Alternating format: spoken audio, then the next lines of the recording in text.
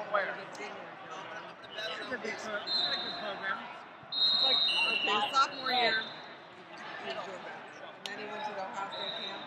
Everything turned around for him. He started lifting at Westside Barber. He's gained like 25 pounds. He went 0-12 his sophomore year and 44-13 last year. And now he's up for first and second tomorrow in freestyle. So he's really putting in the time. I mean, he's working like 6 days a week and lifting 4 days a week. And when summer comes, he's going to be doing it twice a day. And then he's working with Lou Demas, Josh Demas' dad, and George Pardos. I know George. And who else is he working with? Adam DeSabato. I mean, he's got a lot of guys underneath him. And one of the guys who was the head coach for Team Belarus, I know him. Sergey. I saw him last month in Belarus. Yeah. A couple months ago in Belarus. He was in Belarus. Yeah, because he was thinking about taking Nick next year. He's got putting a team together and taking him over to Belarus. So he's really trying hard. I mean, he really wants to do something with wrestling as well as in college. So I've been asking around everywhere, and they're like, you know, Edinburgh State's a really good big man program, Penn State, Minnesota. And I'm like, you know, I told him, I said, it doesn't necessarily mean you have to go to the D1 school. If there's D2 schools out there that will really help you progress in your wrestling and whatnot, keep that open. But, you know, Oriel, or you know Ori? You know her? I know Ori. Yeah, Ori and Nick are really close. It's like his big brother. And, you know, Nori's like, well, you just got to go to a place that's really good for you. And I'm like, okay, well, Nori, you need to help me figure it out. It's wherever you want to find, you know, whatever you're more interested in, whatever he's interested in. Whoever he wants to go to school too. Yeah. He wants to study. Well, what kind of school is Edinburgh? I mean, is there... It's a Division II college, but we have obviously Division I wrestling. Right.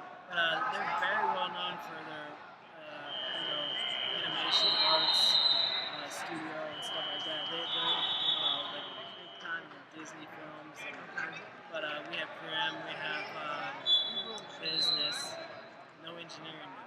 His big strengths are math and science. So we have teaching. You get your teaching degree, you can go right into teaching right when you graduate. So, you know, like Ohio State, you can do that now. Too. You know, I love Ohio State. Don't get me wrong, I love Ohio State, but they're big programs as far as trying to develop it. I know that. You know, because I watched Ori. I've known Ori for, you know, since we first met him and stuff. And, you know, I watched him wrestle Peter, and it's like, I know Nick Heflin really well. And I love Ohio State. I mean, our true love is BYU, because that's where I went to school, and my dad taught there and everybody, but they don't have a wrestling program. And so I don't know. We're just trying to feel at different places. It's hard to find a good at folk style, you know. A lot of good heavyweights are good at Greco and stuff like that. It's once in a great while, you know.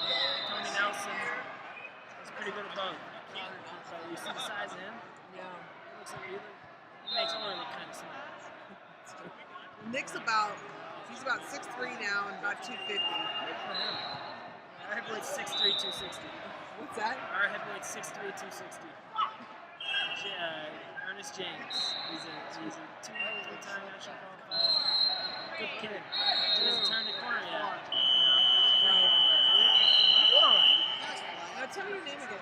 Colt sponsor. Okay. I turned around and looked at him like, you're not wearing an Ohio State, so I'm thinking, how do I know this face? All right. Here's get a find it and stop. Yeah, see, Nick, he's always wrestled folk style until this year, and then he started wrestling Greco.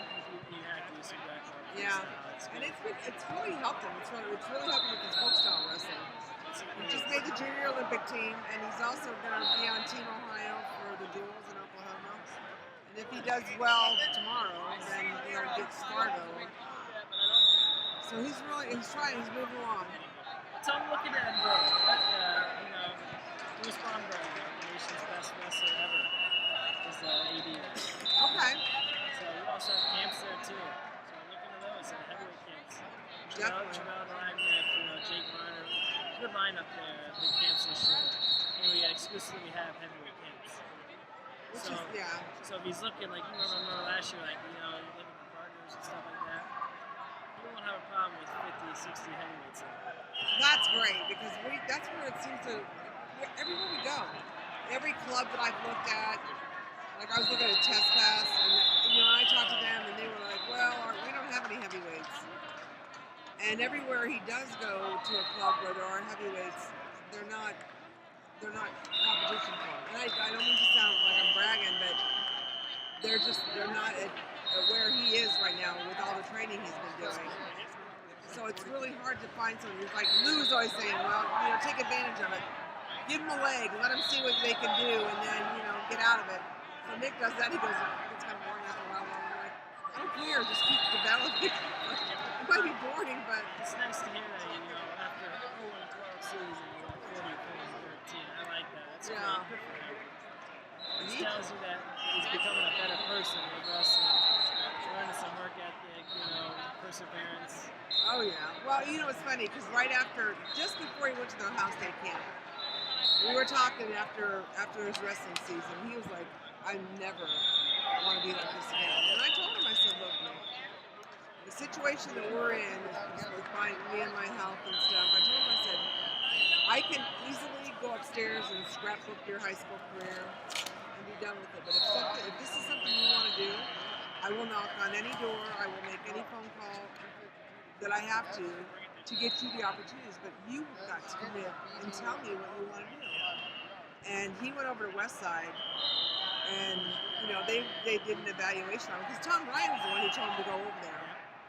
And so he went over there, and Louis looked at him. He's like, "Well, should we give him a chance?" And they finally looked. They said, if we came, we would hope that you would give us a chance. And he's been there, and he just started lifting. And he was the youngest kid that Louis ever let in.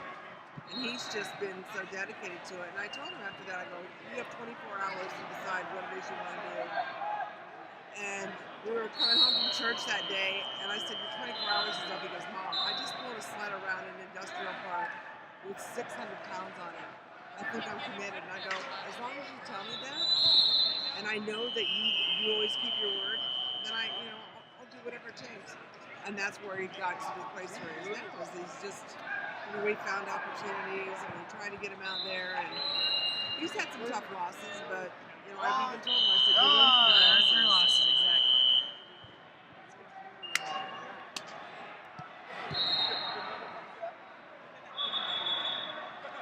Hold up there, Sparky. He's raring to go. They all are. Yeah. Because after this, they can actually go eat, either go home or get ready for tomorrow. I know. My son doesn't feel good, and he's like, Mom, I'm like, a little bit longer. Just hang in there. Christian Barber. Hey, Christian Barber, come here. Are you the wrestler known as Christian Barber?